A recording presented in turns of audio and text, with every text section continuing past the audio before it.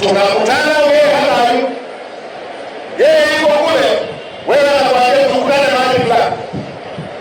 Aliwahi kusema Rais Magufuli, kama mtu anataka kufanya fujo asitambulie mtoto wa mtu, aje yeye mwenyewe. Yeye yuko mangambo ya mahali kule, anakuambia tukutane mahali fulani. Na kukana wapi? Na nini akiwaambieni, mwambieni aende mwenyewe. Tukio la kwanza lilipotokea, kuna vijana walipata bila mkuu. Sasa hivi hatutarajii awepo vijana aende bila kupata mkuu, kwamba aende bila kujua, aende kuwa hajui kinachofanyika. Hatutarajii kwamba atakwepo anaenda bila kujua. Yule anayesema tukutane mahali asikutane mtandaoni, kama anataka aende mwenyewe.